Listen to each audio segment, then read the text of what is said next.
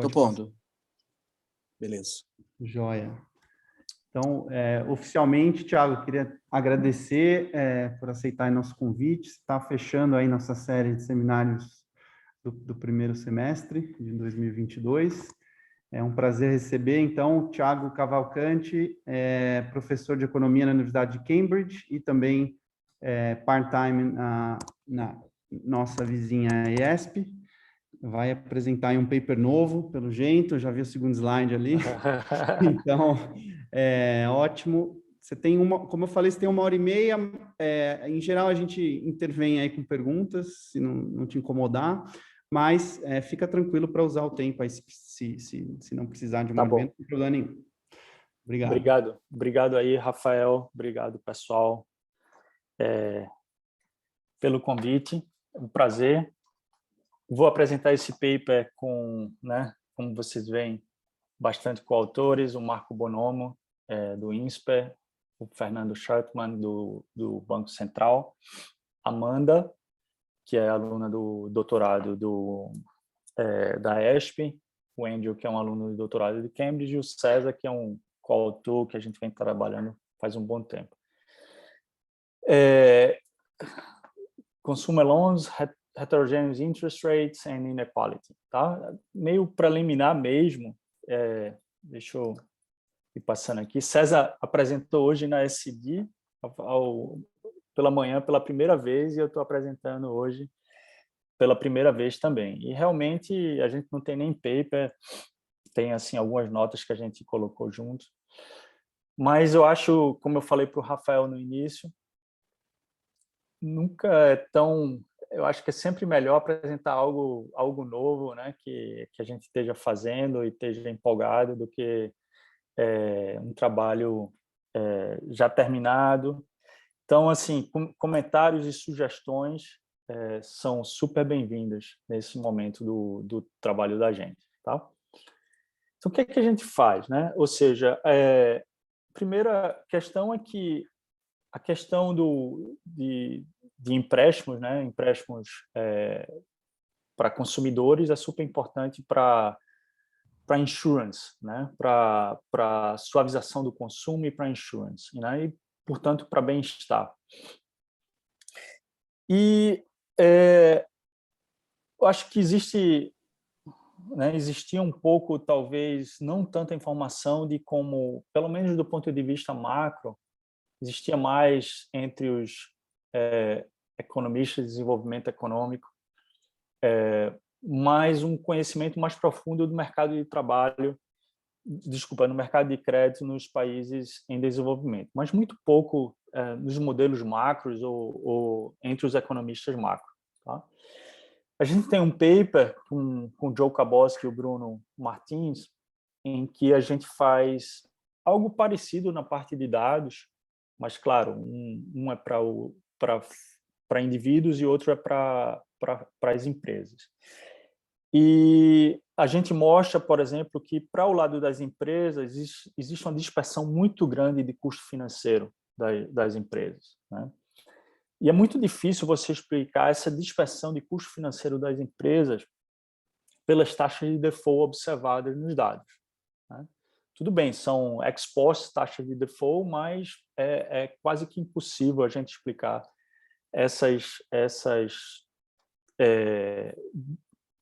o nível de taxa de juros e as diferenças na taxa de juros entre as diferentes firmas, né, as diferentes empresas.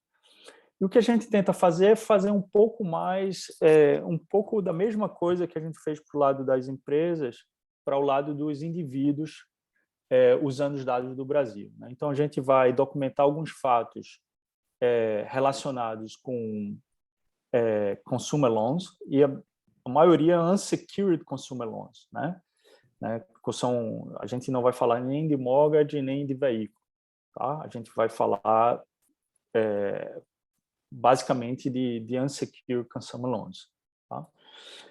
Que é justamente para fazer essa suavização do consumo que as pessoas fazem de consumo de curto prazo, né? E a gente vai olhar esses fatos e vai tentar colocar esses fatos em um modelo de suavização de consumo em que você possa ter default, para tentar entender a importância desses spreads que a gente observa nas taxas de juros no bem-estar das pessoas e no consumo. Tá? E não vou falar nada sobre isso hoje, mas isso pode ser muito importante para a questão de política. Pass-through of policy, por exemplo, monetary policy, pass-through of monetary policy, pass-through of fiscal policy, uma coisa que o Rafael estudou no paper dele que eu queria ter feito, né, Rafael? Eu acho que eu falei para você, e quando eu vi, você já tinha feito, né? Mas que bom, né, que foi feito. Mas, assim, o pass-through de policy, que são transferências, como são as transferências, quais são as marginal propensities do consumo, out of income desses diferentes indivíduos por conta desses spreads que eles se defrontam, né? Então, são coisas que a gente pensa em fazer, mas eu vou falar muito pouco sobre isso hoje, mas é algo que a gente pensa em fazer muito em breve com o modelo que a gente tem e os dados, né? Então, indo mais especificamente o que a gente faz, isso é um pouco para a audiência estrangeira, né? Ou seja, a gente vai olhar para o caso do Brasil, a gente vai juntar alguns bancos de dados diferentes. Um é o Credit Register Data, né? Mas também tem a RAIS, que é o Employee, né? Linked Data Set, e também o CAD único, que olha quem recebe algum benefício do governo. Enfim, a gente vai tentar juntar esses dados. A gente vai mostrar como esses dados, como as taxas de juros, elas variam, né? E vai mostrar que essas taxas de juros, né, variam em relação à renda. E é muito difícil você explicar pela variação que você tem nessas taxas de juros, tanto de nível como, né, across indivíduos por renda, você explicar pelas taxas de default dos indivíduos. Tá? Pelo menos com os dados que a gente tem em mãos. Aí a gente vai fazer o que eu falei, a gente vai tentar fazer um fit dessas taxas de juros em um modelo de consumo intertemporal e tentar entender as importâncias desse spread para consumo e welfare. Tá? Então, é basicamente isso o objetivo da gente. Literatura. Então, vou passar rápido sobre a literatura, mas existe uma literatura antiga, muito importante, de choques idiosincráticos e suavização de consumo e desigualdade de consumo, né? Então, o Atanásio tem vários papers, o pessoal lá da UCL escreveram vários papers sobre essa questão dos choques idiosincráticos, né? Por exemplo, quando o cara perde um posto de trabalho, né? Fica desempregado, o que é que acontece com o consumo e com a suavização, e o mercado de crédito é muito importante aí, né? Então, existem vários papers sobre isso, falando também de vários processos diferentes de renda, né? Com as rendas são, né? Como elas variam ao longo do tempo e etc. O paper da gente está, de certa forma, relacionado com essa literatura, mas está relacionado mais com essa literatura. Nenhum desses papers aqui tem basicamente default em consumo, só tem uma taxa de juros, esses modelos só tem uma taxa de juros, a taxa de juros de empréstimo é igual à taxa de juros de depósito, eles fazem a suavização, né, de uma forma bem simples, né? Enquanto tem uma literatura nova em que você tenta explicar, por exemplo, essa questão de suavização do consumo quando você tem default, né? Quando os consumidores podem não pagar, escolherem não pagar a dívida por alguns choques que eles possam se defrontar, né? E aí você tem default. Aí o que é que você gera nesses modelos? Uma coisa que você gera com esses modelos em que você tem default em equilíbrio é que as taxas de juros elas vão ser diferentes entre os indivíduos, né? Elas vão depender da probabilidade que o intermediário financeiro coloca para a probabilidade de default daqueles indivíduos. Então, era o que a gente chama a fair rate. A fair rate vai ser Suponha um mercado competitivo, os lucros do banco vão ser zero, né? Ex-post vão ser zero, e os bancos eles estão, de certa forma, embutindo na taxa de juros, né, a perda esperada que eles podem ter das pessoas darem um default. Tá? Então, uma pessoa que esteja muito alavancada, ela vai ter uma taxa de juros muito diferente de uma pessoa pouco alavancada. Né? Então, é isso que você consegue gerar nesses modelos. E o modelo da gente vai conversar também com essa literatura, sendo que a gente vai mostrar que o modelo da gente, se a gente fosse simplesmente pegar as taxas de default observadas nos dados, as taxas de juros que a gente ia gerar no modelo seriam muito pequenas. A gente não conseguiria gerar as taxas de juros observadas nos dados simplesmente a partir do default. E não é assim, chegar próximo, a gente ficaria muito, muito distante. Tá? Então, teria várias outras questões que seriam importantes para explicar essas taxas de juros. E aí tem uma literatura nova que surgiu recentemente para tentar entender desigualdade a partir de retornos heterogêneos no investimento. Né? Então, é diferente da gente porque a gente olha heterogeneidade nos custos financeiros de tomar empréstimo. Existe essa nova literatura que, por exemplo, mostra que as pessoas com a quantidade maior de ativo, elas têm oportunidades de investimentos que são completamente diferentes de uma pessoa que tem pouco ativo. Né? E, por conta disso, você pode ter retorno muito maiores no capital do que as outras pessoas. Então, mesmo o modelo em que você tenha apenas investimento, né? Ninguém toma emprestado, você só faz investimentos, você poderia pensar em que existe muita heterogeneidade nas taxas de juros, nas taxas de retorno. E as pessoas tentam entender a implicação disso para a desigualdade de riqueza. Né? Então, tem vários papers aqui, o Ben Habib escreveu sobre isso, o Gabay também, e esse paper que usando dados da Noruega, que olha com os microdados, mostrando essas heterogeneidades muito diferentes entre as pessoas. Tá? Então, a gente vai conversar um pouquinho com essa literatura, mas olhando mais o custo financeiro. E existe essa literatura que tenta entender a dispersão nas taxas de juros, mas uma literatura mais de desenvolvimento, ou olhando para o lado das firmas. O que a gente vai olhar é o lado dos consumidores. Tá? Então, é basicamente isso que a gente está se propondo a fazer. Eu vou mostrar aqui um pouquinho dos dados. Né? Então, a gente, para vocês não precisa de muita... Na verdade, tem gente que sabe muito mais dos dados do que eu vi o Márcio aí.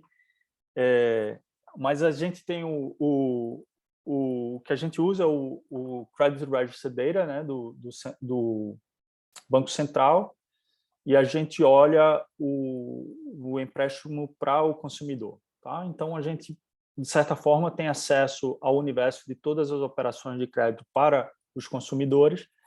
Os dados que a gente vai mostrar aqui são resultados de uma amostra com 100 CPFs aleatórios do estado de São Paulo para o ano de 2013. São observações mensais para o ano de 2013. Tá? Mas a ideia é que a gente possa usar todos os dados, né, quando a gente acabar o uso do Files, enfim, a gente possa usar isso com todos os dados possíveis. Eu acho que a gente vai ter acesso a 2012 até 2019. Tá? Então, nesse Credit Register Data, a gente tem informação sobre as taxas de juros, a maturidade do empréstimo, se o empréstimo está não performing ou não, né? O tamanho do empréstimo, etc. Tá? E o tipo de empréstimo também. E essas informações que a gente vai olhar para a gente tentar entender as taxas de juros. A gente junta esses dados com a relação com a RAIS, né? A RAIS, que aí a gente tem os contratos das pessoas formais, a gente tem a renda exatamente dos indivíduos. O Credit Register Data também tem informação de renda, mas essa informação de renda ela vem em BINs, né? Eu acho que é de 1 a 2, até 1 salário mínimo, de 1 a 2 salário mínimo, 2 a 3, aí depois 3 a 5, 5 a 10, 10 a 15, 15 a 20 e acima de 20. Então, você não tem uma coisa meio contínua como você tem informação na RAIS de salário, né? Por outro lado, o Credit Register Data, você pega informação da renda que não necessariamente das pessoas que são trabalhadores, tem também os self-employed, etc. Tá? Então, a gente usa diferentes regressões para tentar entender, né, como as taxas de juros variam com renda, etc. Tá? Então, a gente usa a RAIS, a gente também tem um cadastro único para olhar principalmente as pessoas que são informais, né? E, enfim, são também dados que a gente pode utilizar e tentar entender um pouco como as taxas de juros elas variam de acordo com as características individuais das pessoas. Tá? E a gente junta isso pelo CPF dos indivíduos. Ok. Então, vou mostrar aqui alguns dados. O primeiro dado que a gente vou mostrar aqui é esses dados da composição dos empréstimos para esse ano particular, como eu falei, 2013, para essa amostra particular, que é uma amostra aleatória de 100 CPFs, né, para o estado de São Paulo. Tá? Então, para essa amostra particular, você vê aqui que a maioria dos empréstimos são esses empréstimos que são o que a gente chama personal loans, né? E esse payroll que é o consignado da gente. Então, 80% mais ou menos, um pouquinho mais de 80% aqui, eles são esse personal loan ou payroll loan. Tá? Mas você tem outros tipos, né? O overdraft, que seria o cartão de cheque especial, né? Revolving credit installments são pagamentos a partir do cartão de crédito, e bens é quando você pega empréstimos para pagar algum tipo de bens também. Tá? Mas eles são bem menores. O revolving, que é o cartão de crédito, é um pouquinho maior, mas as duas principais linhas de crédito são esse personal e o payroll, ok? E eles variam muito, né? Assim, aqui está simplesmente a média desse período, tá? Aqui simplesmente a média desse período. Se a gente pegar a média, você pega o personal 33%, payroll 50%, ou seja, dá mais ou menos 83%. Tá? E o resto um pouco menos do que em relação a essas duas linhas de crédito. Aí vem as taxas de juros. Eu vou mostrar isso mais. Força. Thiago, pelo que eu te entendi, talvez eu esteja errado, mas payroll não tem garantia?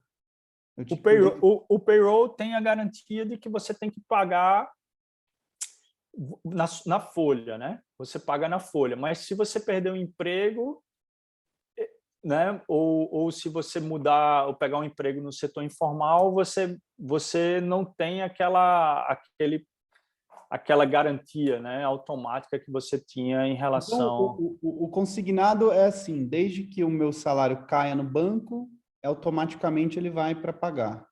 Exatamente, exatamente. Mas acho que até se eu pegar o meu salário em dinheiro, não tem como me cobrarem, né? Ou não? Só se cair na conta bancária. Isso. Eu acho que... Cara, eu não tenho ideia exatamente como funciona, mas eu acho que essa é uma pergunta super importante, né? É uma pergunta Gera um que, incentivo assim... para você... Porque é uma pergunta... Formal, né? Exatamente, exatamente. A pergunta é o que é que acontece, como é que você paga, né? Ou seja, eu acho que até 2003, eu acho que só existia para funcionário público, e a partir de 2003 abriu mais para pessoas com carteira, para as pessoas formais, né? E aposentado, né? Também. Aposentado, exatamente. Aposentado também. O grosso era funcionário público e aposentado, né? Exatamente. Não tem problema de demissão. Não tem risco, Isso, exatamente. Essa foi uma pergunta que eu acho que é importante a gente responder, assim, porque tem informais que tem payroll, tá? Tem informais que tem payroll, mas era bom a gente saber exatamente. Seria fácil de ver o percentual, mas eu não tenho exatamente aqui nessa apresentação aqui o percentual. A minha pergunta era só porque você falou que você estava interessado em non-secure loans, e se a gente está falando de payroll, né, consignado para aposentar, Público é praticamente... É praticamente, exatamente. Eu acho que para funcionário público e para aposentado tudo bem, mas pensa assim, para o cara no setor formal, é diferente de um... Sim. Não tem o asset ali, né? Então, se você perde o emprego ali, você não tem aquele asset que o banco pode pegar de volta, né? Não tem Então, colateral. exatamente, não tem colateral, tá? No modelo, a gente ainda não está diferenciando... Eu vou mostrar como a gente faz o fit do modelo com essas taxas de juros. A gente tinha duas opções. Uma era pegar só o personal e a outra pegar o payroll, fazer um weighted average, e a terceira opção seria fazer dois tipos de empréstimos no modelo, tá? Assim, tentar pensar exatamente, que eu acho que no final a gente vai ter que fazer isso aí. Mas, no momento, a gente pega o weighted average dos empréstimos e essa vai ser uma composição que a gente vai fazer. Eu vou mostrar daqui a pouco, mas é mais ou menos isso que a gente vai fazer, tá? Mas, em algum momento, a gente vai ter que pensar um pouquinho sobre isso. Aí vem as taxas de juros. Como vocês veem aqui, né? Aqui é o personal, né? Taxa de juros do personal, essa average para aquele período. E para o payroll, como vocês veem, é muito diferente, né? Muito alta para nível internacional. Esses assim, são percentuais por ano, né? A Selic nesse período varia de 7% a 10%, né? 7,25% a 10% nesse período de 2013. A taxa de inflação é de 5,91%, tá? E, enfim, aí você tem essas taxas e outras taxas que são muito mais elevadas, mas que também tem um percentual menor, tá?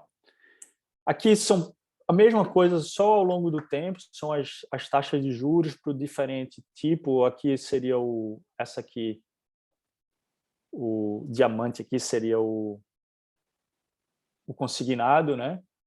A bolinha seria o personal, né? E tem essas outras taxas de juros que são bem diferentes, mas também o percentual é menor. Aqui a maturidade desses empréstimos, aqui está a maturidade em dias, tá? Então aqui está a maturidade dos empréstimos em dias. Então você vê que não existe tanta assim, por exemplo, a diferença entre personal, né, e payroll também não é tão diferente, né, em relação às taxas de juros, né? Ou seja, as de maturidade não são tão diferentes, né? Só essa aqui que é o credit card installment, né? Que tem prazos bem maiores, né? Mas o resto está mais ou menos aqui. E outra coisa que é interessante ver, que os prazos assim não são tão baixos, não é assim um prazo de 1 mês ou 2 meses, não. A gente está falando aqui prazo, eu acho que na média são 2 anos. Para algumas dessas taxas de juros são uma média de 2 anos, média de 3 anos de empréstimo, tá? Então não são prazos super baixos que a gente tem para esses empréstimos. Ok, então aqui são as taxas de juros, né? Aqui está também taxa de juros do personal loan, aqui é só olhando o personal loan. A gente vai focar nos dados agora, a gente vai focar em personal e payroll, tá? As outras coisas meio que, sei lá, parece um pouco um personal ou até pior que personal. If anything, a gente vai, de certa forma, vamos dizer, sermos conservadores para os níveis de taxa de juros, né? Quando a gente considera essas duas taxas de juros que a gente está, esses dois tipos de empréstimo que a gente está utilizando. Então, aqui tem a taxa de juros dos personal loans, né? Aqui são os personal loans, aqui a densidade. E, enfim, aqui você vê que pessoas pagando bem menos, mas também pessoas pagando com uma dispersão muito alta dessas taxas de juros. Não é que todo mundo está ali pagando na média 100%. Né? Então, existe uma dispersão muito grande. E o que é que explica essas dispersões? Será que elas são explicadas, por exemplo, por default, pelas probabilidades de default ou não? Tá? Então, aqui são a mesma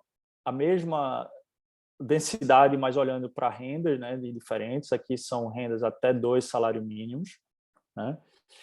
E aqui você tem de 3 a 10 salários mínimos e acima de 10 salários mínimos. Então, o que você vê é que essas coisas elas variam negativamente com a renda, as taxas de juros, né? Então, você vê que a massa aqui com taxas de juros mais elevadas, ela vai diminuindo, né, à medida que a renda aumenta, e a massa com taxas de juros maiores, ela vai aumentando, tá? Mas isso sem controlar para nada, sem controlar nem para risco, para características dos empréstimos, para maturidade, etc. Então, é puramente as taxas de juros, tá? Então, Tiago, uma pergunta. Força. A questão, será que os de baixa renda também são pessoas menos bem formadas, que podem errar mais e tomar empréstimos ruins? Existe uma seleção de renda e tomar meio que a direção contrária, né? Não, existe... boa pergunta, sim. Tem um paper que eu acho que fazem para o Brasil, né? Até de educação financeira e tentar entender as taxas de juros, né? De educação a partir da educação financeira. A gente tem escolaridade, né? Pelo menos pela RAIS a gente tem escolaridade, né? A gente tem escolaridade. Eu acho que a gente não controla em nenhum momento para a escolaridade, mas eu acho que é uma boa forma a gente tentar controlar para a escolaridade, se a gente achar que a escolaridade está correlacionada com a educação financeira também. Sim. Né? Mas sim, pode ser que seja explicado por essas questões também. Né? Pode ser que... Eles erram mais. Sei lá. Isso. Exatamente. Pode ser que, Renata, que essas coisas possam ser explicadas pela educação financeira também. A gente não vai, só para deixar claro, a gente não vai, nesse momento, a gente não vai take um stand do que é que está gerando essas taxas de juros. Em algum momento, nos exercícios contrafactuais, a gente vai ter que fazer. Aí eu vou tentar explicar para vocês o que é que a gente está fazendo agora, mas qual é o plano. Tá? Existe uma coisa que é o que a gente fez, mas o plano que a gente vai fazer, que eu acho que talvez explica um pouquinho a sua preocupação, tá? Explica essa sua preocupação. Mas me dá um pouco de tempo até o final, que eu acho que eu vou tentar entender. Eu posso falar agora. Ou seja, um dos planos é o seguinte: existiu uma mudança que foi a portabilidade, né? Então, teve a portabilidade que acho que foi introduzido em 2014. Já existia portabilidade, mas efetivamente ela começou a mudar em 2014, porque antes existia um custo, o banco original da portabilidade tinha que autorizar, né, a portabilidade, e agora os bancos são obrigados a passarem as informações e elas não podem obstruir essa portabilidade. Então, isso implica que você aumentou, de certa forma, efetivamente a competição entre os bancos, né? Porque você pode simplesmente vender sua dívida para um outro banco, né? Então, o que a gente está tentando fazer, na verdade, o projeto começou assim. O projeto da gente começou a tentar fazer uma avaliação da portabilidade. E depois que se tornou mais no que a gente está fazendo agora. Mas a ideia é o seguinte: é explorar a cross-section variation no market concentration dos bancos, tá? A nível local. Então, ver, por exemplo, em mercados onde você tinha um banco, a portabilidade é praticamente inefetiva, né? Então, ou seja, você tem a mudança, mas você não pode vender, supostamente, se o banco é uma coisa local, você não pode vender a dívida para um outro banco. Enquanto se você tiver em um outro município em que você tenha vários bancos, a portabilidade pode ser mais efetiva para você, porque você vai ter mais competição ali e você pode usar essa nova possibilidade de portabilidade. Então, era a gente usar... No médio e longo prazo, você poderia gerar mais agências bancárias. Podia gerar mais agências bancárias. Porque tem mais produto Isso. agora. Uma outra forma é você pegar, tipo assim, onde o Nubank está entrando que é que está acontecendo com as taxas de juros, né? Então, o que é que está acontecendo? Ou seja, a gente quer pegar algo muito específico e tentar fazer esses cálculos, o que é que acontece com o consumer insurance, com o welfare, a partir de alguma coisa mais específica. Mas agora a gente não tem essa informação e a gente vai dizer, suponha que essas wedges mudassem assim, assado, tal, e quais são as implicações. Só para a gente tentar entender assim, as magnitudes dessas coisas, né, dos possíveis efeitos. Mas o que a gente tem na cabeça é um pouco fazer isso aí. Legal. Eu só tenho uma coisa com relação a esse gráfico, vocês pegam dados desde 2013. Se eu não me engano, algum momento, não sei se foi 2015 ou 2016, mudou o limiar de reporte dos dados do SR. Então, que agora loans acima de... Antes era só acima de R$1.000, agora acima de 200. Então, o que acontece? Talvez esse gráfico, a distribuição para os até 2 salários mínimos, ela está pouco representada por causa do limiar do reporte. Pode ser a razão Isso é uma coisa legal. Ela está meio uniforme aí. Tá, bom ponto. Bom ponto, é verdade. Tá, a gente não tinha pensado nisso.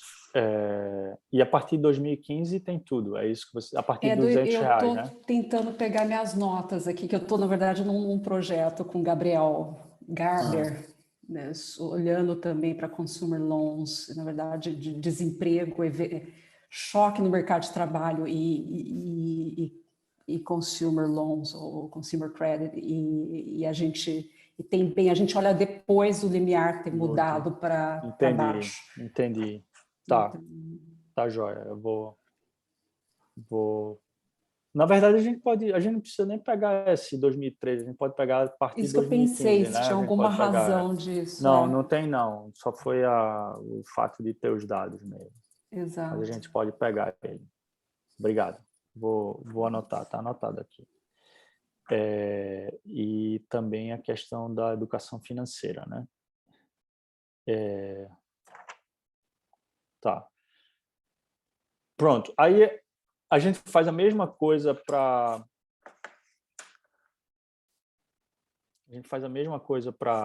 o payroll, né? O consignado. Tá? Também, assim, apesar das taxas de juros serem menores, você tem uma variabilidade muito grande nessas taxas de juros, né? Então, e também varia muito em relação à renda das pessoas, né? Então, aqui são up to 2 minimum wage, né? Depois de 3 a 10 salários mínimos e de acima de 10 salários mínimos, tá? Então, aí, o que é que a gente vai? Vamos tentar entender agora um pouquinho essas taxas de juros, ok? A primeira coisa que a gente vai olhar é default, tá? Então, aqui tá simplesmente default aqui, e default, a gente está sendo bem rígido no que a gente considera default, assim, a gente está dizendo, rígido no sentido assim, na verdade, a gente está leniente no que a gente chama de default, a gente está dizendo, o cara atrasou mais de 3 meses, o cara está defaulting, tá? Então, o cara atrasou mais de 3 meses, o cara está defaulting e o banco não recupera nada, 0 de recuperação, ok? Então, é essa a definição que a gente está usando aqui.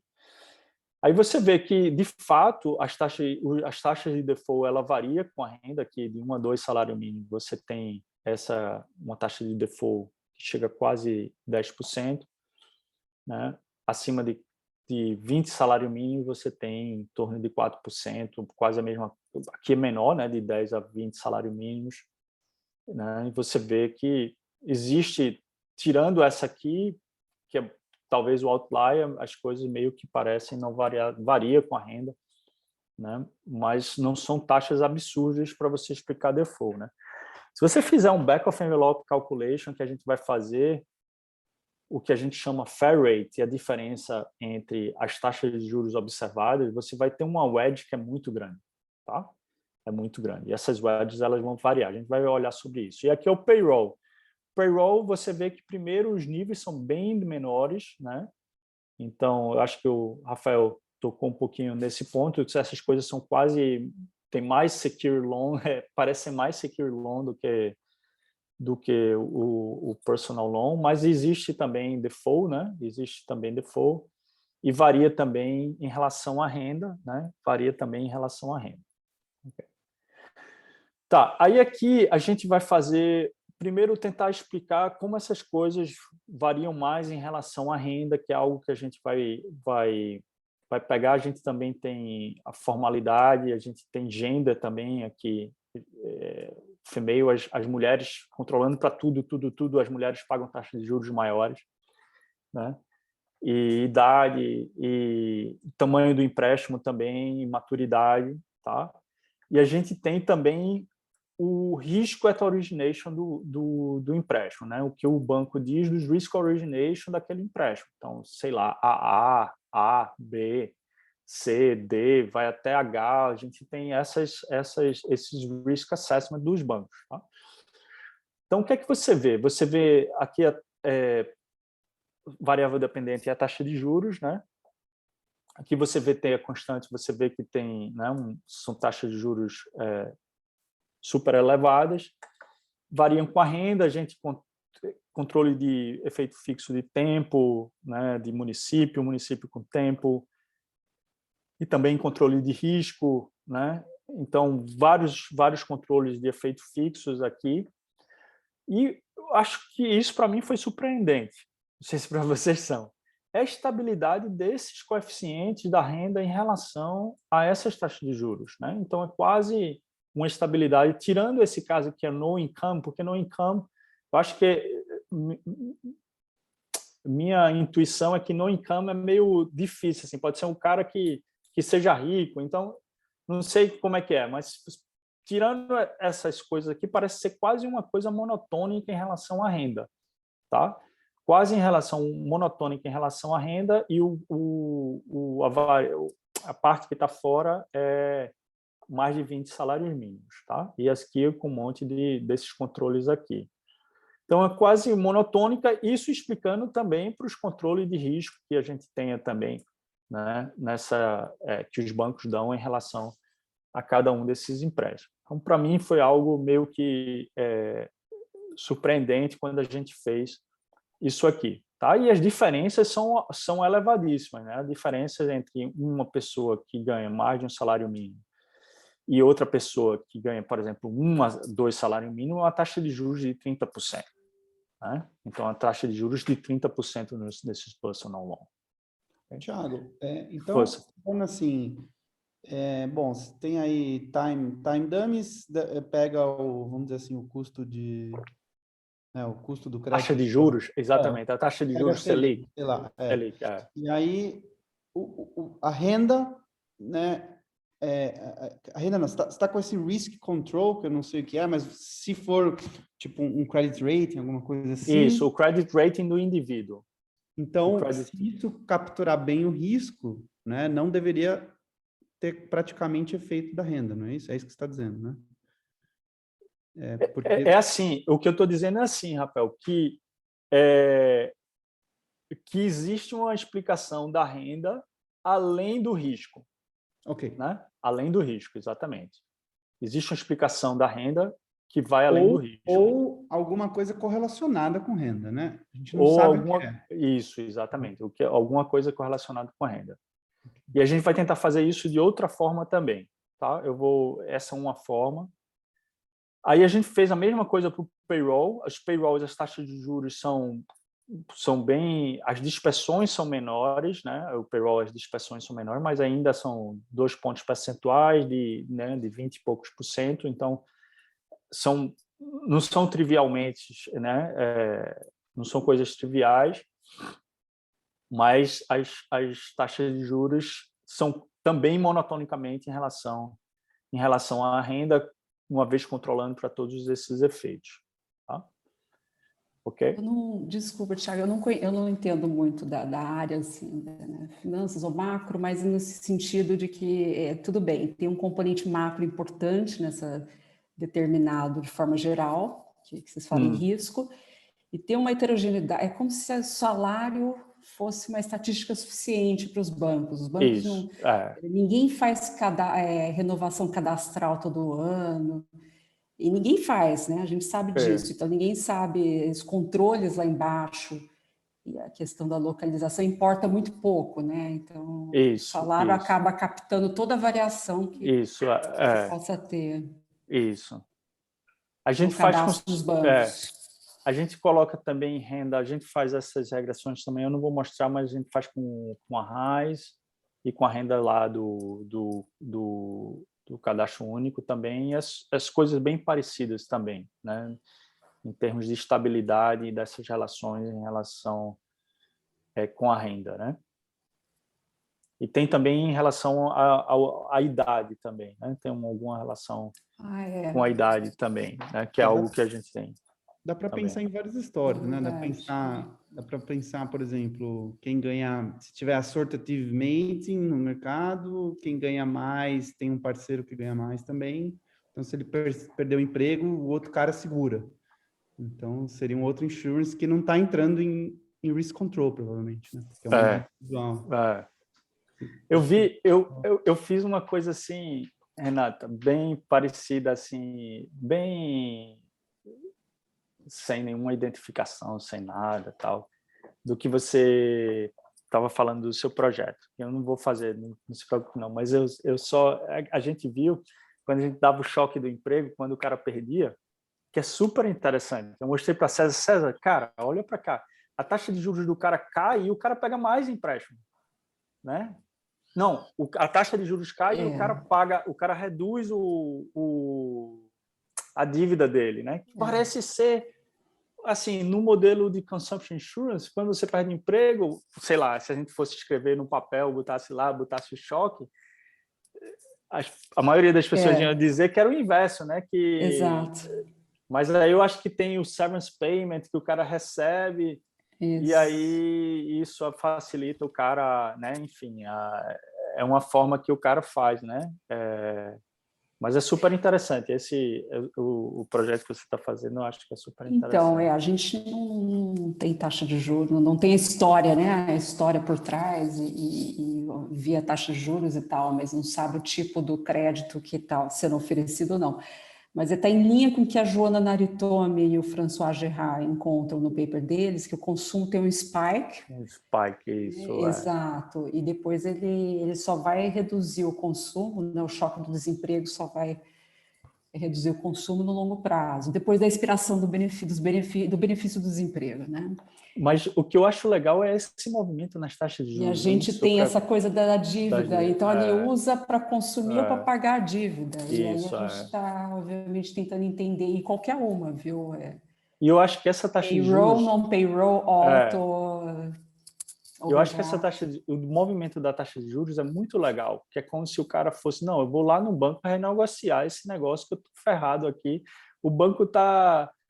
Eu estou com a corda no pescoço, eu vou pelo menos diminuir aqui o pagamento que eu vou fazer aqui, enfim. Mas eu acho que... É que o paper de vocês é do mecanismo, né? Justamente você tem por trás aí um modelo que vai permitir entender como default, né? É o que você falou, depois tem que entender o default, né? O default varia a taxa de juros que gera uma trajetória de endividamento diferente, né? Então, eu acho que são coisas... são complementares. A gente pressupõe uma subamostra de desempregados bom, em relação aos always employed, meio que na linha do que a Joana fez, mas desculpa, não queria atrapalhar. Nada, tranquilo. Pronto, então aí o que é que a gente faz mais, ok? A gente roda a probabilidade de default, né? E a gente calcula o que seria fair rate do indivíduo, ok? Isso controlando para características do indivíduo também, características do empréstimo também do empréstimo. Então a gente calcula essa default probability e calcula o que seria fair rate, né? Então essa fair rate, vamos dizer, no modelo lá que o pessoal usa para os dados americanos, é o que a turma tenta match nos dados, essa fair rate, ok? Então, suponha que a gente quisesse match S no default no Brasil, era essa fair rate que a gente teria aí. E aí a gente fala, não, mas vai existir uma wedge. Essa wedge vai ser a diferença entre as taxas de juros observadas e a fair rate. Né? Então, vamos saber como é que isso, né, o que é que os dados dizem em relação a essa wedge. Então, pensa assim naquele o Shannon-Klein para empréstimos aqui. É mais ou menos o que a gente está tentando calcular. Assim, qual seria essa wedge ali? Claro, pode ser custo de intermediação. Eu não estou dizendo que isso é lucro do banco só, não. Isso é custo, pode ser um monte de coisa. Custo de intermediação, o que vocês falaram anteriormente, educação financeira. Pode ser um monte de coisa, mas vamos tentar medir esse resíduo, né? Vamos medir esse resíduo. E esse é o resíduo que sai dos personal loans. Tá? Então, a gente está falando aqui de taxa de juros ainda de 75%. Lembra? O negócio varia, sei lá, 100 e alguma coisa. Você está falando aqui de 75% das taxas de juros. Né? Então, vai de 75% ou um pouquinho mais, 75%, e você vai para 40%, né? Para os empréstimos. Ainda é muito alto, mas você tem uma variação que é muito grande, que não é explicada necessariamente apenas pela essa fair rate. Tá? Então, esse é para os personal loans, e para o payroll loan, que seria esse aqui, também existe uma variação, né?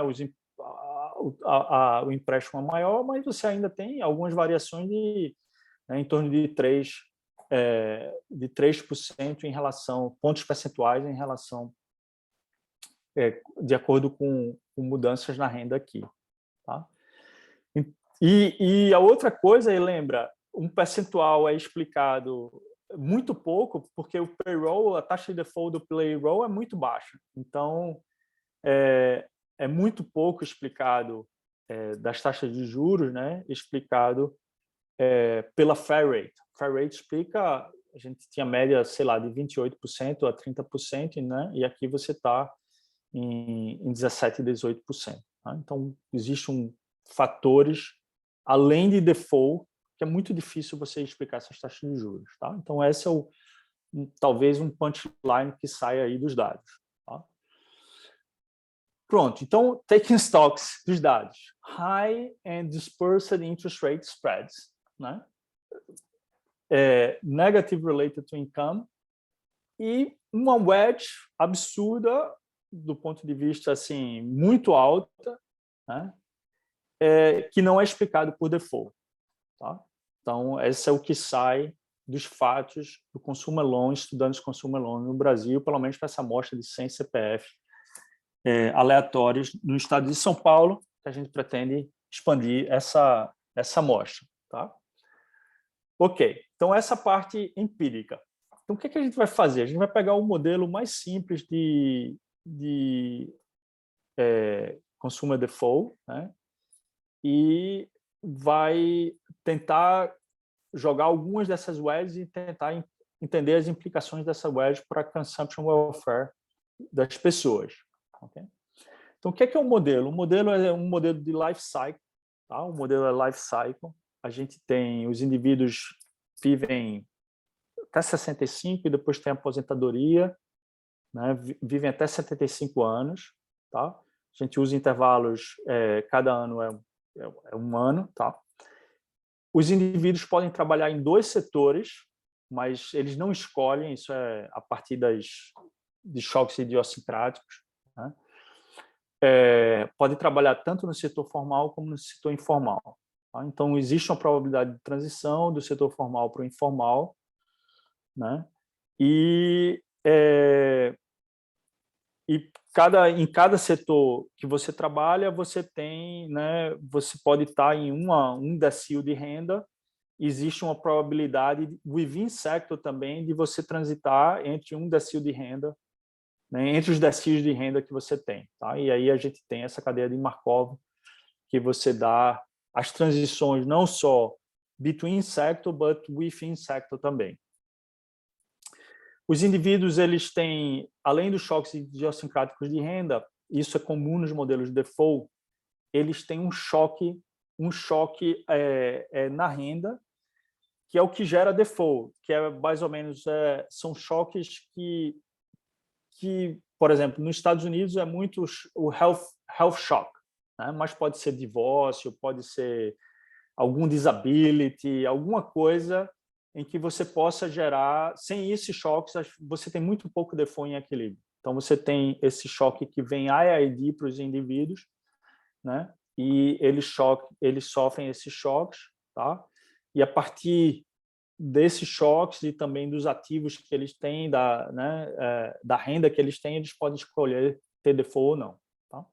Eles têm uma preferência, Constant Relative Risk Aversion Preference Standard, que eles têm. Aí, eles podem fazer insurance. E o insurance que a gente tem é One Period Bond, tá? É um One Period Discount Bond, ou seja, se você fizer um empréstimo, você pega a taxa de juros de empréstimo. Desculpa, se você fizer um depósito, você pega a taxa de juros de depósito, que é 1 sobre 1 mais a taxa de juros, né? Seria o preço a desconto de você comprar um título pagando a Selic, tá? Então, esse seria a taxa de depósito. E você tem a taxa de empréstimo, que é individual specific. Ela é individual specific por diferentes razões. Uma é a expected default probability que os bancos dão para aquele indivíduo, tá? Esse delta linha aqui vai ser uma variável de escolha dos indivíduos que ela tem um mapa em relação às variáveis de estado do indivíduo. Então, existe um mapa das variáveis de estado do indivíduo com a decisão de default. E os bancos observam as variáveis de estado do indivíduo, que seria a renda, onde o setor onde trabalha, a idade desses indivíduos, e aí vai fazer os empréstimos de acordo com isso, tá? Isso é o que é usado nos modelos de consumer default para avaliar várias políticas de insurance, etc., que a literatura usa. Mas, além disso, a gente vai colocar essa wedge, tá? A gente vai colocar essa wedge, que é uma wedge que vai variar vai variar com a renda do indivíduo, o setor e a idade do indivíduo, tá? E essa wedge aqui, ela vai vir dos dados, tá? Então, essa wedge vai ser uma wedge que a gente vai calcular. Eu vou mostrar exatamente como a gente vai fazer o mapa dessa wedge, mas essa wedge vai ser o que a gente vai observar nos dados, ok? Então, o que é que a gente tem? A pessoa pode dar o default, e aí, quando ela dá o default, ela não pode tomar emprestado, pelo menos para o período que ela está em default, né? Está no Serasa, o nome do Serasa é lá, e a pessoa não pode tomar emprestado. A pessoa pode poupar ainda, mas não pode tomar emprestado. E aí, para diminuir as variáveis de estados do indivíduo, a gente vai ter essa probabilidade de que a pessoa pode sair do Serasa, né? A cada período, a pessoa pode sair do Serasa. Ao invés de ser a cada ano, né? E aí dificultava muito o problema da gente. A gente tem, para o problema ficar tipo invariante, né? Se depender principalmente só de uma variável, a gente vai ter que você tem essa probabilidade de você voltar, e vai ser a média de você ficar no Serasa vai ser 5 anos, né? Que é o que se observa nos dados.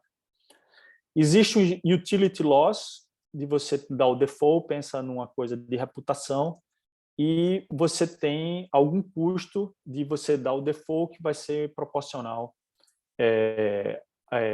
à renda dos indivíduos, tá? Então, essa basicamente o environment que a gente tem, é um environment, como vocês veem, bem simples, life cycle, e um environment bem simples, com choques idiossincráticos. Vamos dizer, o pessoal fazendo brincadeira com a Renata, o pessoal da UCL iria ficar feliz com esse environment aqui, que seria bem simples, não tem equilíbrio geral ainda, né? Então, vamos com ele e ver como a gente pode ir com esse environment o máximo possível, tá? Aí, aqui são as funções valores. As funções valores dependem da idade, se o indivíduo está com choque na renda, aquele choque, expenditure shock, pensa um health, disability ou um divórcio, né? O setor onde ele trabalha, a renda que ele tem e o ativo que ele está carregando, né? Pode ser um empréstimo, pode ser uma dívida ou pode ser um empréstimo. Aqui ele pode escolher entre default, né, e cumprir o contrato de crédito, tá? Então, Isso aqui, a default vai ser uma escolha do indivíduo, né, a partir dos choques que o indivíduo se defronta, né, e essa aqui vai ser a função valor que o indivíduo tem entre cumprir o contrato de crédito ou fazer o default. Se o indivíduo cumprir o contrato de crédito, né, então essa é a função valor que ele tem. Ele vai ter o consumo, né, a utilidade do consumo, vai escolher consumo hoje, né, e quais são os ativos, ou empréstimo ou não. Esse aqui é o preço desse discount bond, né? Aqui é o choque que ele se defronta, um choque de renda, né? O expanded shock. E pensa assim, o expanded shock, por exemplo, o divórcio. O divórcio é uma coisa que é proporcional à renda, não é uma coisa que é independente da renda. Então, é mais ou menos isso que a gente está tentando pegar aqui. Tá? E, ou seja, essa seria a equação que descreveria a restrição orçamentária do indivíduo. E aqui é o valor de continuação, que no próximo período, ele tem também o valor de continuação de repagar ou não esse contrato que ele fez. Claro, se esse A for positivo, a linha for positiva, ele sempre vai repagar, porque não pode dar default em algo que é positivo. Mas se ele for negativo, ele pode ter a possibilidade de dar o default. Tá? E aí tem o valor de ele dar default, ele zera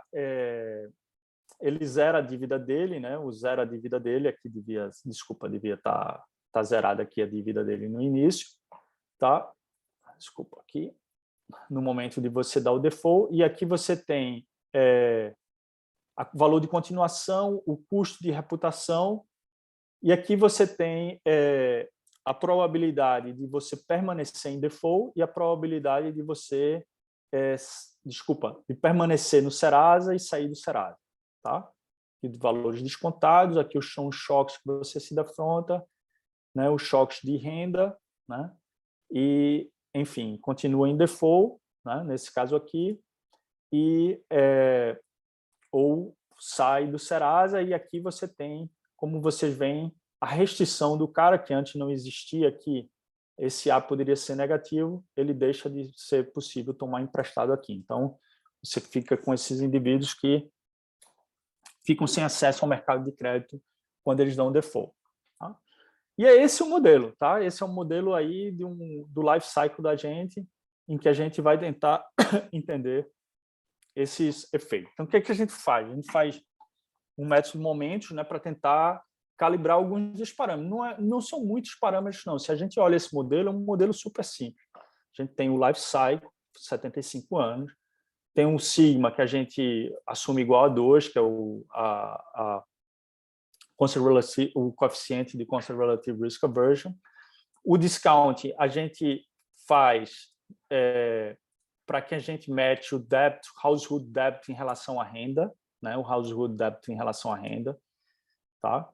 Então a gente usa o beta, que é a taxa subjetiva de desconto. Opa! Onde foi? A taxa subjetiva de desconto, né? E aí tem também a margem extensiva das famílias que estão tomando emprestados, e tem as default rates, né? A gente cai bem aqui nessas default rates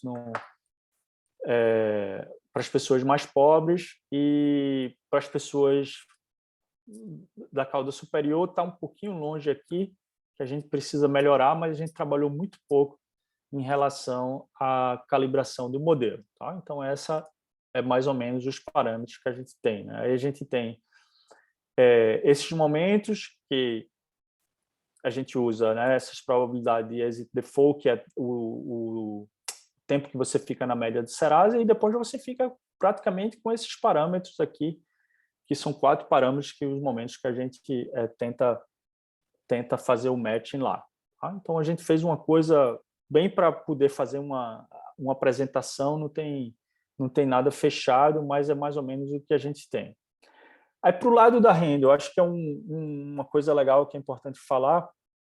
A gente usa essa fórmula não paramétrica para computar essa matriz de transição, né? Algo que a Maria Cristina Denardi ela fez para os dados americanos, e a gente faz usando o que o César fez com o paper com o Felipe Yachan, para os dados brasileiros. Então, basicamente, você vê os decios de renda, você pega a PNAD contínua, que você consegue seguir os indivíduos por um ano, né? Basicamente um ano. A gente pega os indivíduos de idade entre 18 e 65 anos e a gente calcula a residual, né? A renda residual, controlando para algum efeito fixo dos indivíduos, algumas características dos indivíduos. Tá? A gente divide os indivíduos por setor, formal e informal, por idade, né? E por decios de renda, e simplesmente faz essa forma não paramétrica em que a gente calcula os flows que as pessoas estão transitando, né, de idade, setor e decio de renda a cada período, né? E a gente usa essa matriz de transição para a gente colocar no modelo que a gente tem, tá? Para a gente colocar no modelo que a gente tem. Okay? Então, é isso. E aí tem, eu acho que a parte, vamos dizer, uma da parte principal em relação aos resultados que a gente tem é em relação a essa wedge. Tá? Então, como é que a gente calcula a average? Eu falei um pouquinho da wedge antes, mas para ser mais específico, a gente pega a weighted average do personal and payroll loan, e a weighted average é pelo tamanho do loan. Tá? Então, a gente pega, por exemplo, a taxa de juros, vai ser a taxa de juros, vai ser a weighted average da taxa de juros. Se o indivíduo tiver 2 empréstimos, consignado e o personal, você vai pegar a taxa de juros média desse indivíduo. Se ele tiver 1, ele só vai pegar 1. Tá? E a gente pega esse indivíduo, que é mais ou menos mais de 80% do unsecured consumer loan no Brasil. Tá? Como eu falei antes, if anything, a gente está meio que não considerando taxa de juros de outros tipos de empréstimos que são bem maiores. Tá? A gente roda um logit, né, na default, né, ou seja, calcula a default probability de cada um desses indivíduos em certas loan characteristics, maturity, loan amount and risk, e nas personal characteristics dos indivíduos, income, formal, gender, age, e aí a gente get o predicted disso aí. Com esse predicted, a gente consegue, como eu falei antes, coloquei a fórmula lá, a gente calcula a fair rate. Então, essa seria a fair rate em um modelo em que não tivesse nenhuma wedge, seria essa fair rate. E a actual rate vai ser, ou a wedge vai ser a actual rate menos a fair rate. Tá? Isso vai dar essa wedge que a gente vai fazer os contrafactuais da gente, que a gente quer estudar mais quais são, que tipo, né, de política ou que explicam essas wedges. Né? E aí, uma vez que a gente tem essas wedges, a gente calcula, a gente run a individual wedge em algumas características observáveis dos indivíduos, por exemplo, como renda, algum age polinômio e também o setor de atividade que o indivíduo está trabalhando. Tá? Dado isso, a gente consegue, por exemplo, calcular essas wedges. Por exemplo, o formal worker, aqui o preto é para formal worker se ele tivesse 20 anos. Aqui se ele tivesse 35 anos. E esse aqui para se ele tivesse 50 anos. Isso usando os dados do modelo, as relações que a gente observa entre a wedge que a gente calculou, tirando já a probabilidade de default dos indivíduos e a renda desses indivíduos. Tá? Então, você vê que essas coisas são bem diferentes, né? Essas taxas de juros são bem diferentes, essa wedge são bem diferentes. E não só essas wedges são diferentes em relação à renda, mas elas também são indiferentes à idade, né? E também para o setor de trabalho que eles estão. Tá? Então, essas dotted lines aqui são as mesmas coisas que a gente fez, mas também para o setor informal. Então, aqui seria o cara informal, compara com azul em relação ao cara formal. Então, é o wedge que o informal se defronta, take into account the default probability, todas essas coisas que o trabalhador informal está se defrontando. Tá? Tiago, informal tem self-employed aí? Informal tem self-employed. Tá. Tem self-employed, tem. Tem. Sabe como é que a gente calcula o informal aqui, Renata? É o cara que não aparece na raiz. Ah, tá, é verdade. Então, É o não cara é que não nem... aparece. É que em algum momento eu vi PNAD contínuo ali. Tá, não, verdade, verdade. A PNAD contínua a gente fez para a gente calcular o income process. Certo. Só aquela parte. O income process, exatamente. A gente precisava Tá. calcular o income process para saber como as pessoas transitavam de setor tal e de renda, porque a RAIS só dava o income process. A gente... exatamente. A gente não vai observar pela RAIS a renda do cara quando ele sai da RAIS, né? Aí a gente não consegue ver qual é o decil de renda que ele vai, etc. É por isso que a gente usou a PNAD contínua para isso. Então é não formal, informal. Não Exatamente. formal. Pronto. Aí, pessoal, é isso o paper, tá? Por enquanto. No sentido que a gente vai agora rodar uns contrafactuais. A gente vai, vamos supor no edge, tá? Claro, isso aí não pode ser verdade, não ter nenhum edge. Intermediation cost, um monte de coisa que é importante. Mas só para a gente ter noção da magnitude dessas coisas, ok? Depois a gente vai pegar, supõe que a gente pega a menor wedge observada dos dados e coloca essa menor wedge observada dos dados, a gente dizer, ok, vamos pegar a menor wedge observada e vamos jogar para todo mundo essa wedge observada, ou pela metade. E a cereja do bolo, eu acho, vai ser quando a gente ter uma avaliação de política nos dados e no modelo, tipo a portabilidade, ou Nubank, e ver como essas taxas de juros variaram e dizer, aqui aconteceu essa mudança institucional que gerou essa mudança X nas taxas de juros para cada um dos indivíduos, simplesmente mudando uma lei, né, em que os bancos pudessem fazer a portabilidade. Tá? Então, isso levou a essa mudança nas taxas de juros, vamos jogar essa mudança aqui dentro do modelo. Então, esse é o objetivo final. Tá? Mas isso aqui é só para a gente ter magnitude. Aí aqui é o baseline, né? O baseline. Aqui é o vermelho são os agentes informais e o azul são os formais. Aqui é o debt, né? O nível de dívida desses indivíduos. Aqui para estar income decile, mas não está muito bem esse income decile, porque não é verdade aqui. A income decile within sector, tá? Porque esses caras são mais ricos do que esse aqui, né? Então é income decile by within sector. Esse gráfico não está muito...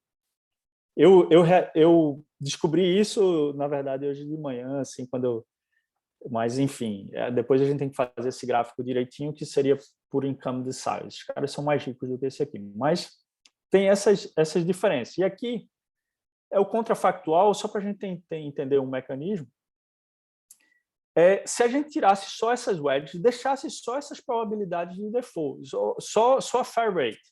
Então, tira aquelas wedges que são observadas e vamos supor os modelos que as pessoas usam em Consumer Default Literature, né? E vamos olhar o que é que aconteceria com o nível de dívida no Brasil, né? Dívida das famílias. O nível da dívida, as pessoas iriam tomar muito mais emprestado, como a gente vê. Isso teria implicações para insurance, né, para um monte de coisas e as implicações para o bem-estar, que é o que a gente vai tentar avaliar aqui.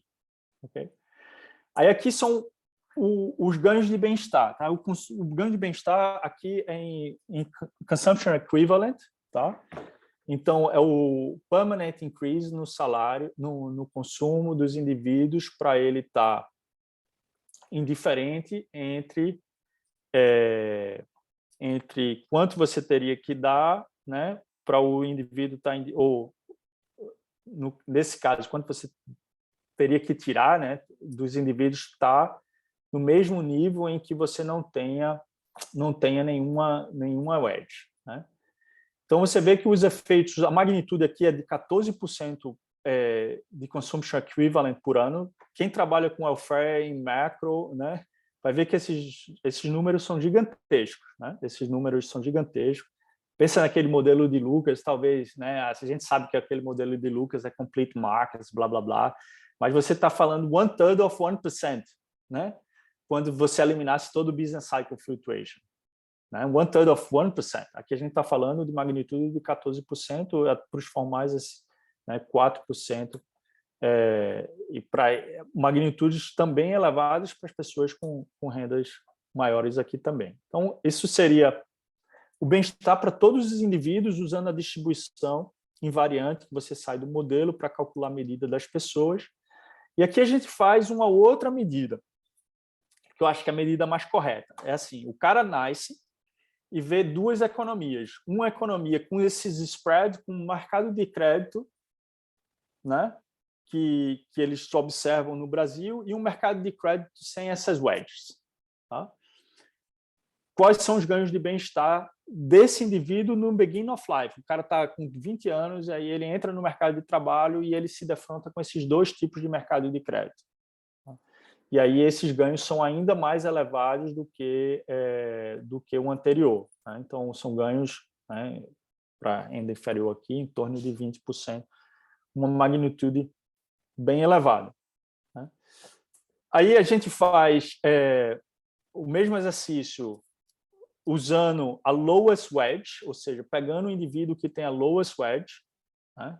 Acho que para alguns dos empréstimos, cerca de 40%, mais ou menos, pega a lower wedge e joga essa lowest wedge para todos os indivíduos. Tá? E aí, esses são os ganhos, né? Claro, sai lá de 14%, né? Aqui vai para 3%. Não, desculpa. Isso aqui é o nível de dívida, primeiro nível de dívida, né? O nível de dívida aumenta, né? Porque essas taxas de juros elas diminuem, né? Como foi nesse caso aqui, mas com magnitudes bem menores do que antes, tá? E aqui está o bem-estar dos indivíduos, ou seja, magnitudes ainda super elevadas, em torno de 3%, quando você joga a lowest wedge, né? E para os formais, né? Como essas lower wedges elas pegam menos também para os formais, as magnitudes ainda são elevadas, né? Ainda estamos falando aqui, né, de 1/3 of 1% of consumption equivalent, né? Ou seja, são magnitudes ainda elevadas, mas bem menores do que a gente tinha anteriormente. E aqui é o mesmo, no beginning of life, a gente joga a mesma coisa, faz o mesmo exercício contrafactual, joga a lowest wedge, né? Então, essas magnitudes são também menores. E depois a gente faz o mesmo exercício quando a gente joga para metade dessas wedges, ou seja, supõe que a gente corta metade de todas as wedges, o que é que aconteceria com o nível da dívida, né, e os níveis de bem-estar, né, para todas as idades e também para o beginning of life dos indivíduos. Tá? Pessoal, é isso. Tá? High and dispersed interest rate spread for consumer loans in Brazil, né? Negatively correlated with income, even after controlling for default. Numerical example, big allocative and welfare effects, tá? Potencial para políticas no mercado de crédito ter implicações diversas em desigualdade de consumo, em bem-estar, né? Eu acho que muito importante para o pass-through de política, né? Porque é importante isso aqui, que a gente não fez nada disso, mas a gente pode fazer o pass-through de política também, né? O que é que acontece quando você dá transferência de renda em um mercado de crédito como o do Brasil, né? Isso vai ser muito diferente em um mercado de crédito observado em outros países. Tá? Uma coisa que sempre, se a gente conversa com o pessoal de finanças, aí eles falam, roda aqueles Macbeth regression, tal, para pegar como esses caras mudam com o ciclo, que é uma coisa que a gente quer fazer, mas a gente precisa de uma time series maior, então é uma coisa que a gente precisa pensar. Mas uma coisa que a gente realmente tem em mente de fazer é disciplinar, vamos colocando assim a palavra correta, disciplinar esses exercícios contrafactuais, porque até agora esses exercícios contrafactuais, essas wedges, como vocês falaram antes, elas podem ser explicadas por diversos motivos, e como elas caem, por que elas caem, é muito difícil de a gente fazer e a gente quer disciplinar isso. A gente quer fazer uma policy evaluation. Uma das policy evaluation que a gente pensou, na verdade, a gente pensou em duas. Uma é essa portabilidade e a outra é a entrada do Nubank em diversos mercados locais e como a entrada do Nubank diminuiu as taxas de juros para as diferentes pessoas. Pessoal, é isso. Não sei se eu passei do tempo, Rafael, acho que não, né? Falei 1 hora, falei uma... É isso. Tá tranquilo. Bom, primeiro, parabéns, super interessante aí, Thiago. Na verdade, eu ia fazer umas perguntas, mas você já meio que respondeu na tua conclusão algumas delas. Porque, no fundo, o teu contrafactual é eliminando o ED, né, direto, né, não é uma policy, né? Então, é exatamente o que eu ia te perguntar. Acho que essa introdução de portabilidade parece ser um caminho bom, mas a gente não viu não despencou, né, essas taxas de juros. Então, é esse eterno debate que a gente tem no Brasil que explica spread bancário, né? Se é competição, se é só Selic, que é ou se é a dificuldade de recuperar, né, de recuperar colateral, crédito, né? enfim. Eu acho assim, Rafael, eu acho que antes de eu ver esses dados que eu tinha com o Bruno e o Joe Cabosky e o César, que foi o primeiro paper que a gente fez, eu pensava que era muito explicado por recuperação de crédito, questão judicial. Pensava muito. Cada vez mais que eu olho para esses dados, eu particularmente, claro, eu acho que é uma questão super importante. Se eu fosse um policymaker, eu ia pensar muito nessa questão. Mas, assim, tem um paper do Gustavo Joaquim que mostra aqui os merges, não sei se você sabe desse paper, né? Que ele mostra que é um paper bem legal. Ele faz assim, ele pega mergers de bancos, eventos de mergers no bancos no Brasil, e vê como isso mudou o mercado local de crédito em cada um dos municípios. Então, por exemplo, quando o Bradesco e o Itaú se juntaram, isso mudou o mercado em um município, mas não mudou no outro município, né? Ou mudou, ou tinha dois, ou tinha um antes, né? Enfim. E ele mostra que esses eventos de merge nacional teve efeitos muito importantes nas taxas de juros, mas é coisa assim, quedas de 10 pontos percentuais só por conta de uma merge, né? Tudo bem, são taxas de juros de 100%, mas, poxa, 10 pontos percentuais não são coisas triviais, né? Então, depois que eu coloquei comecei a trabalhar com esses dados e toda vez que eu mostro para várias audiências diferentes, né, assim, a maioria das pessoas, a primeira pergunta é, poxa, mas por que então não tem tanta entrada de bancos no Brasil? Que essa é uma pergunta interessante, né? Se o mercado de crédito no Brasil fosse tão lucrativo, o HSBC não tinha saído, né? O Citibank não tinha saído. Então, é um mercado realmente que é assim, é preciso ser estudado, mas eu acho que uma grande parte não é explicada por questões judiciais apenas. É minha intuição agora. Não era minha intuição, vamos dizer, de há 5 anos atrás, quando eu comecei a trabalhar com esses dados. Porque a portabilidade de empréstimo, você vai olhar para um choque de competição, né? Isso. Você poderia também pegar alguma coisa da lei de falências, né? Que aí sim é um choque, né? Na probabilidade de recuperação. Isso. São outros contrafactuais. Enfim, mas é muito interessante. Vou deixar mais gente perguntar aqui, senão eu vou dominar. Tem mais alguma pergunta, gente? Thiago? Força. Bom, primeiro, parabéns, né, pelo trabalho. Eu só queria, talvez, um pouco nessa linha, né, da tua resposta para o Rafael, ligado com esse canal via competição e tal. Será que não seria interessante, nas tuas regressões, né, tanto na regressão para taxa, quanto no teu load para o default, ter variáveis que controlam pela instituição, assim, além de variáveis que controlam pelas características da operação, né, e do indivíduo, coisas que são a nível de, sabe, da instituição financeira. Não sei se tem, aliás, tem uma pergunta, não sei se isso já está lá naqueles teus resultados. Não, a gente não. A gente, obrigado, Márcio. Márcio, obrigado. No paper que eu estou com o César, o outro lá das empresas, a gente tem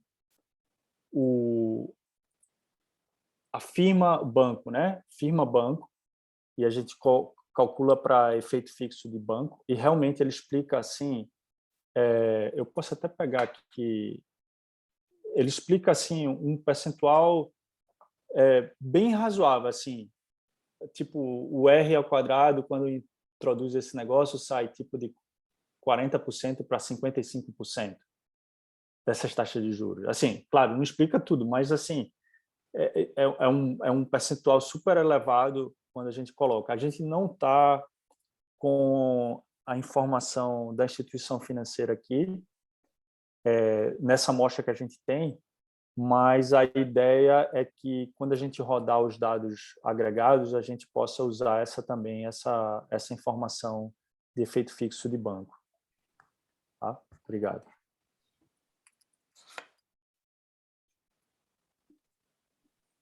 Mais alguma pergunta, gente? Não, só rapidinho, vocês falaram que no agregado, ao menos, essa bancarização, não sei se esse foi o termo, a portabilidade, não mudou muito, não reduziu muito as taxas de juros como era esperado. Mas será que reduziu por salário, por renda? Isso, exatamente. Esse que é exatamente. Esse é aquela tua regressão, né? Isso, exatamente. Isso é que a gente quer saber, né? Como Você falou ela por variou. município, tem variação no paper de mergers do Gustavo, mas será que você precisa que tenha variação a nível Isso, individual? exatamente, no nível individual, exatamente. E tem alguma coisa descritiva mostrando que a portabilidade afetou mais uns grupos que outros? A gente ainda não fez, mas a gente a tese da Amanda era mais ou menos, um dos papers da tese era avaliar essa portabilidade. Aí a gente começou, mas ainda não fez, assim, fez umas regressões, a gente fez regressões, Renata, a nível do município, mas que não é legal para a gente, né? A nível de município, a gente só mostra a taxa de juros do município, a gente mostra supply and price a nível do município. Aí a gente faz a portabilidade, na ideia de que em municípios onde você tenha um banco, essa portabilidade afetou diferentemente de um município com 2, 3 ou 4 bancos, né? Então a gente explora o mercado local dos bancos para ver a portabilidade, mas a gente precisa, como você falou, ver como essas taxas de juros variaram a nível de indivíduo, né? Default e taxa de juros como variava a nível de indivíduo. Intragência, né? Vamos colocar assim, nível intrabanco, e o que vai requerer, obviamente, alguma variação, muita transição bancária. Não sei se no Brasil isso tem, né? As pessoas mudam muito ou não de banco. Mas a riqueza desses dados, vocês sabem muito mais do que eu, né? Mas a riqueza desses dados, assim, é uma coisa impressionante, porque tem das pessoas que eu citei, é o Kyle Heckenhoff, né? Que é até genro do Aloysio Araújo. E o Kyle, que é esse aqui, né? O Kyle, ele é professor em Minnesota e ele tem muita coisa sobre mercado de crédito nos Estados Unidos, né? Consumer credit. E ele me falou que eles estavam há anos para os Estados Unidos para tentar pegar um dado, que ele queria ver o pass-through das taxas de juros quando os bancos quando o monetary policy shock, como é que isso se espalha a todos a nível de indivíduo, para quem os bancos fazem pass-through, que é outra forma de você ver, né? Como é que os bancos fazem um pass-through do custo financeiro deles. Cara, o custo financeiro, né? Como é que eles fazem?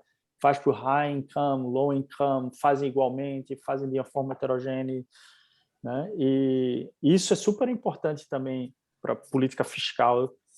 E quando ele viu esses dados da gente, né, ficou, poxa, eu passei Não anos... acreditou, né? Não acreditou, eu não passei Um anos pouco tentando. da revisão da literatura que eu fiz, e tem alguns artigos do Heckenhoff, não sei se é assim que fala, de fato, não tem muito acesso, e quando tem acesso a dados administrativos, são de uma região específica, né? Um Isso, estado Nova específico. York ali, Nova York, uma coisa assim, aí veio mudança.